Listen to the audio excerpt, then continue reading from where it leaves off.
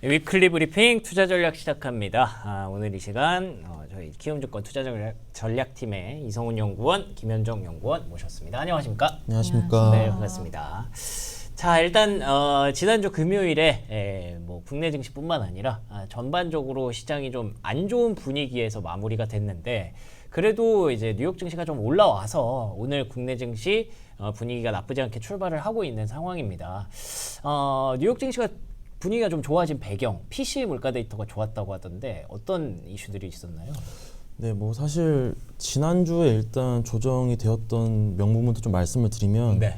일단 지난주 같은 경우에는 주 초반부터 이제 파월 의장이 조금 증시가 좀 고평가되어 있다라고 발언을 하면서 또 이제 AI 과열 경계감들이 어떻게 보면 위험자산 선호 심리를 좀 위축을 하면서 미국 증시가 전반적으로 주 중반까지 좀 조정세를 보였는데 이제 주 후반 말씀해 주신 대로 이제 PC 물가가 좀 예상치에 부합을 하면서 연준의 이제 금리 인하 기대감이 어느 정도 좀 지속될 수 있구나라고 하면서 조금 반등에 성공을 했다라고 봐주시면 될 것 같고 다만 지난주 금요일 같은 경우에도 결국 기술주 내에서 뭐 이제 테슬라가 4%대 급등을 했고 엔비디아나 마이크로소프트가 이제 반등에 성공을 하긴 했는데 오라클이나 메타 이제 팔란티어 같은 기술주가 이제 완전히 반등을 못했다라는 게 결국 그 안에서 계속 차별화가 진행이 되고 있다라는 점에서 사실 이 부분이 완전히 추세적으로 뭐 반등을 했다라고 보기에는 아직 이르고 계속 지금 숨고르기 국면이 진행될 것이다 이렇게 예상을 하고 있습니다. 아, 그렇군요.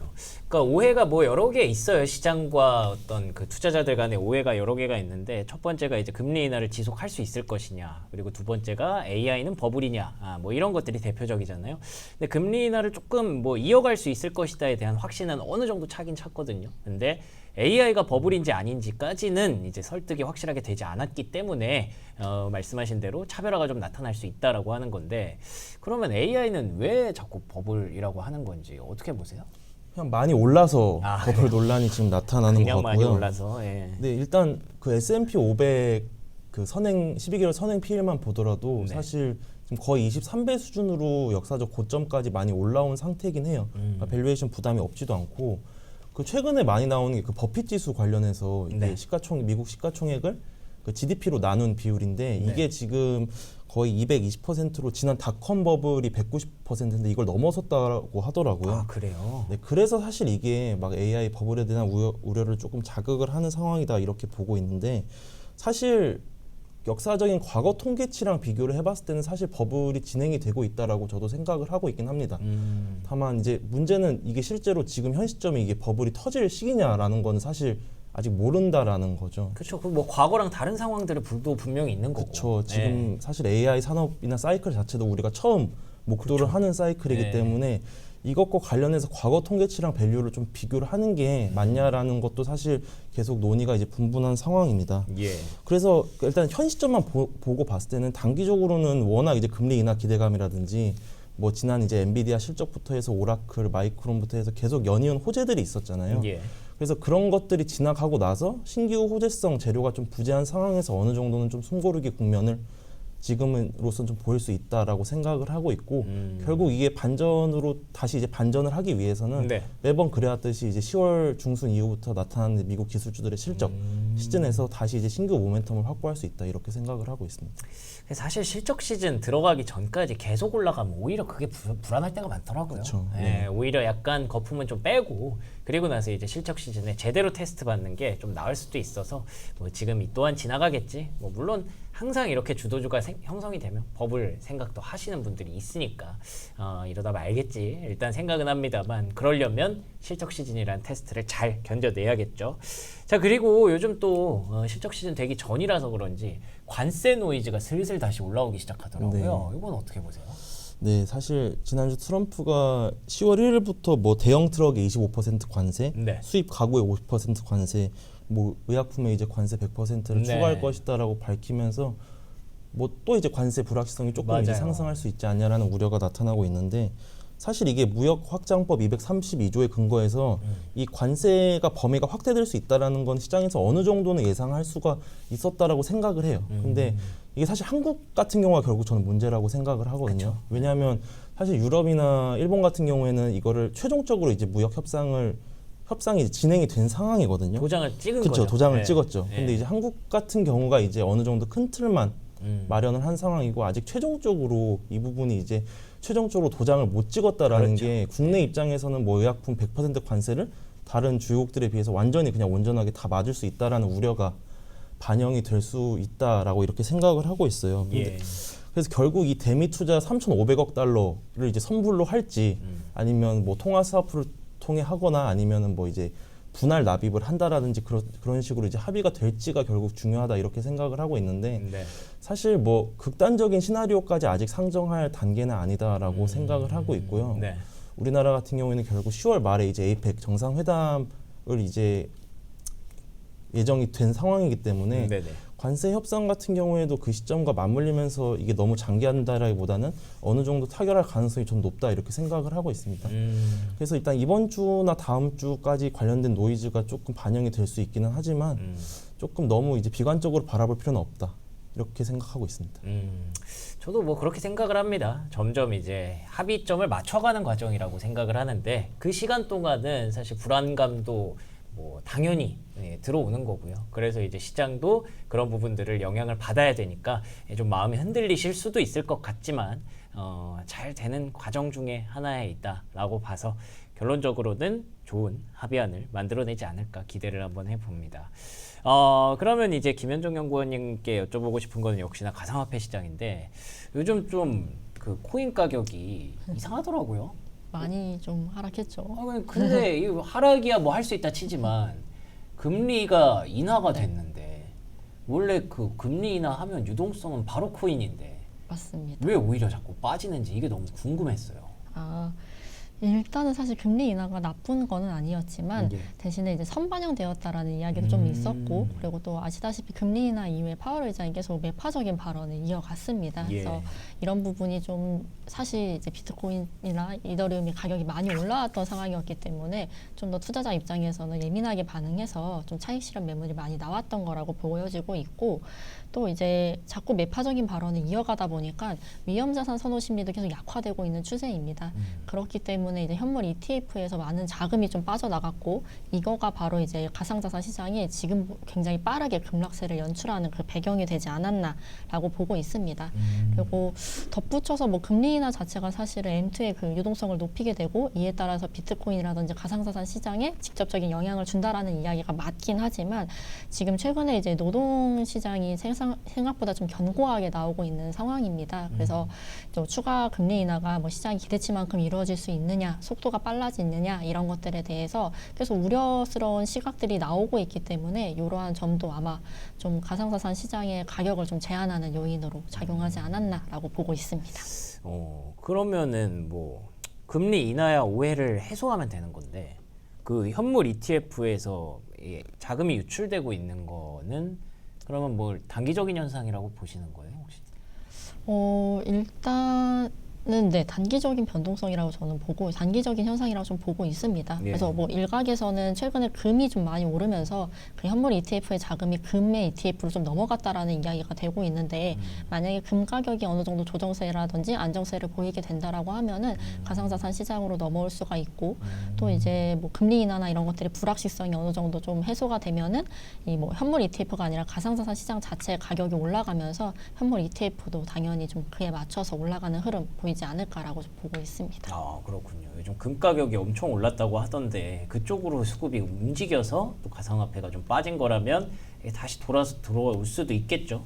그래서 한번 기대를 해보도록 하겠습니다. 그리고 또 최근에 하락하는 이유 중에 하나가 왜 스트래티지는 비트코인을 사고 비트마인은 이제 이더리움을 사고 이런 기업들이 요즘 조금 주춤하다는 얘기가 있더라고요. 그거는 어떻게 보세요? 맞습니다. 계속 주춤을 했는데요. 네. 사실 이더리움은 아닐 수 있겠지만 이더리움이랑 비트코인 모두 다 8월 이후부터는 8월 말 이후에는 계속 좀 약간 좋은 흐름을 보이지는 못했습니다. 그래서 그런 것들이 아무래도 이러한 보유하고 있는 기업들에게 주가에 좀 영향을 미친 거라고 좀 보고 있고 또 9월 초에 이제 스트래티지가 사실 S&P 500 지수에 편입될 가능성이 높다라는 이야기가 많이 있었어요. 그랬죠. 기준을 충족했기 때문에 S&P 500 지수 편입 가능하다라는 이 전망이 좀 높았었는데 좀 예상과는 달리 불발되었고 오히려 로빈후드가 좀 들어가기 시작하면서 로빈후드 주가는 많이 올랐습니다. 예. 그래서 스트레티지를 필두로 이 S&P 500 지수에 편입이 될 거라고 기대했던 기업들, 관련 기업들이 모두 다 그거에 대한 기대감이 많이 무너지면서 같이 좀 하락하는 모습을 보였었고 또 저는 개인적으로 사실 기존에는 비트코인 관련된 주식 하면은 스트레티지나 이런 이렇게 보유한 기업들밖에 안 떠올랐었거든요. 네네. 근데 이제 최근에 뭐 거래소라든지 뭐 스테이블 코인 관련된 상장 기업들이 많이 나오면서 투자자들 입장에서도 좀 선택지가 많이 넓어진 상황입니다. 그렇기 때문에 이들에 대한 투자 관심도라든지 매력도도 같이 좀 낮아졌기 때문에 그러네. 수급이 분산돼. 맞습니다. 그래서 이런 것들 때문에 아마 이들의 좀 주가가 좀 많이 좀 지금 약세를 보이게 있는 게 아닌가라고 좀 보고 있습니다. 그러면은 앞으로 이제 가상화폐 시장을 판단할 때 어떤 부분들을 좀 봐야 될까요?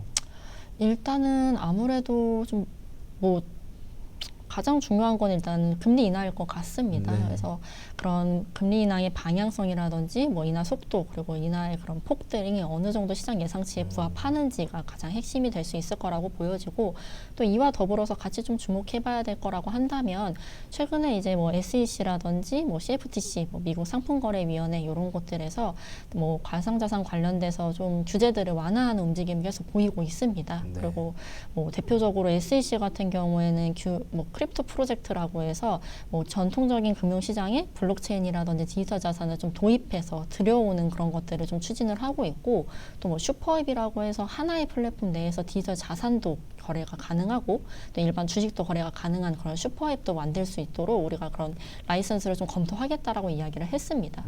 그리고 CFTC도 마찬가지로 SEC의 속도에 맞춰서 우리 같이 좀 협력하면서 이런 것들을 좀 규제 마련해 나가겠다라고 이야기를 해서 장기적으로는 이러한 기관들의 움직임 그리고 결국에는 어떤 식으로 가상자산들이 좀 더 편하게 아니면 규제 완화적인 흐름이 어떤 식으로 트럼프 정부 안에서 이루어질지 그리고 더 나아가서는 트럼프 정부가 정말로 비트코인이라든지 디지털 자산을 매입함으로써 그런 보유 전략을 유지할 건지 이런 것들에 대한 관심도 필요하다라고 보고 있고 단기적으로는 이제 10월에 리플이랑 솔라나의 그런 현물 ETF도 지금 얘기가 되고 있는 상황입니다. 그래서 SEC가 10월 내에 상장 승인을 하는 걸로 지금 얘기가 되어 있고 물론 예정된 건 아니지만 상장을 할 거다라고 지금 현재 전망이 많이 높습니다. 앞서 말씀드린 것처럼 SEC가 규제 친화적인 입장을 좀 보이고 있기 때문에 이런 것들도 좀 실질적으로 어느 정도 발표가 이루어진 다음에는 아마 가상자산 시장에 단기적으로는 좀 긍정적인 흐름 연출할 가능성이 있다라고 현재는 보고 있습니다. 아, 좋습니다.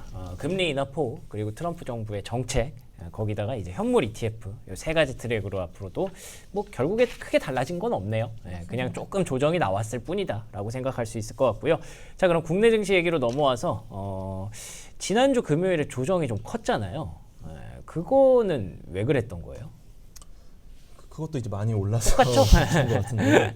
네, 근데 뭐 사실 코스피도 많이 올랐죠. 9월 한 달 동안 사실 반도체 업황 자체가 워낙 턴어라운드 한다는 좋았죠. 기대감이 형성되면서 진짜 9월 한 달은 사실 삼성전자나 이제 하이닉스가 거의 지수를 견인했다 이렇게 봐주시면 될 것 같은데 예. 어쨌든 이제 국내 증시도 역사적 최고치를 이제 경신을 하면서 사실 단기적으로 속도 조절을 할 수 있는 구간이었던 거는 의심할 부정할 수 없는 사실이었다 이렇게 생각을 하고 있어요. 근데 네. 그러한 가운데 뭐 이제 미국 증시도 파월 연준 의장 발언이라든지 AI 기술주가 조정을 받았고 그리고 이제 그 한미 관세 불확실성 관련해서 원달러 환율도 1,410원까지 이제 상승을 했고 또 이제 그 3차 상법 개정안이 이제 뭐 약간 늦어진다면서요? 지연될 수 있다라는 우려 막 이런 것들이 좀 겹치면서 국내 증시 이제 조정의 명분으로 작용을 했다 이렇게 보고 있는데 네. 그래서 뭐 사실 이런 것들이 막 추세적인 국내 증시의 방향성을 아래로 이제 끌고 가는 것이다라고 생각은 안 하고 있고요.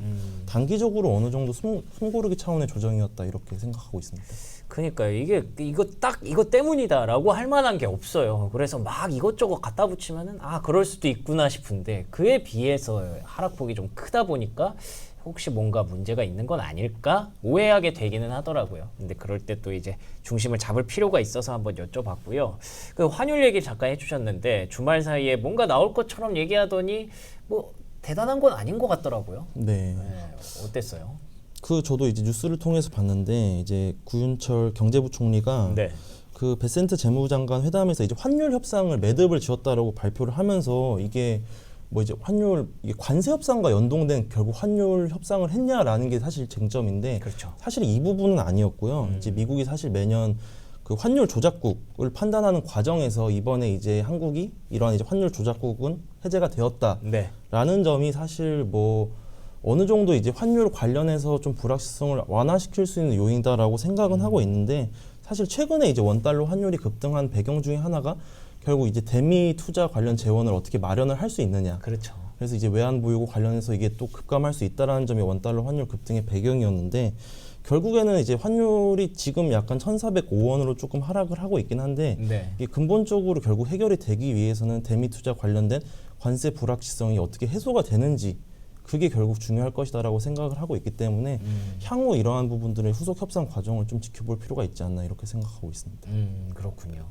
참 해결해야 하는 문제인데 아까 관세 얘기부터 시작해서 뭐 지금까지 뭐 우리가 걱정한다고 되는 문제도 아니고 좀 시간이 필요한 그런 문제인 것 같아서 아직까지는 좀 지켜보도록 하겠습니다.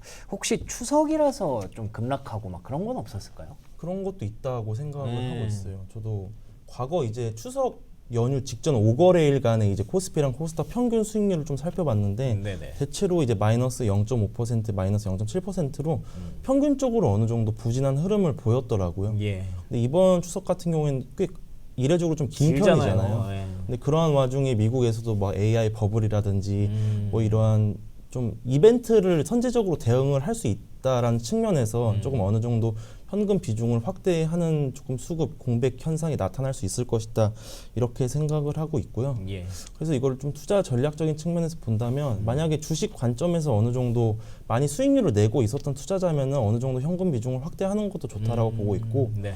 오히려 이걸 또 역발상적으로 생각을 하면은 사실 이게 펀더멘털 요인이랑 조금 무관하게 사실 수급적인 그러니까요. 요인으로 예. 하락을 하는 거거든요.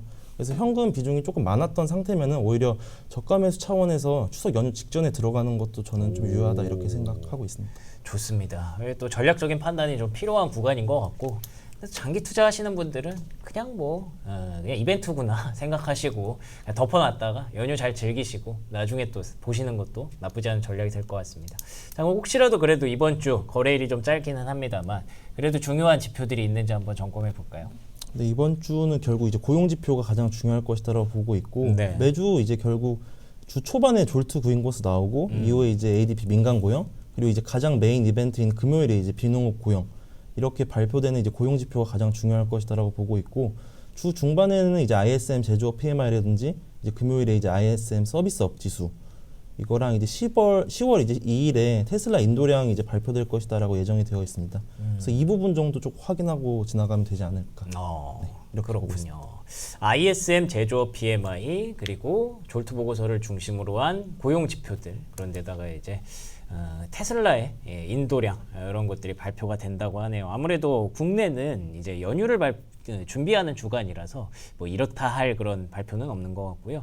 한국의 수출입 정도 한번 보고 넘어가시면 좋을 것 같습니다. 자, 그럼 두 분과 함께한 시간 이렇게 마치도록 하겠습니다. 오늘도 좋은 말씀 고맙습니다. 감사합니다. 감사합니다.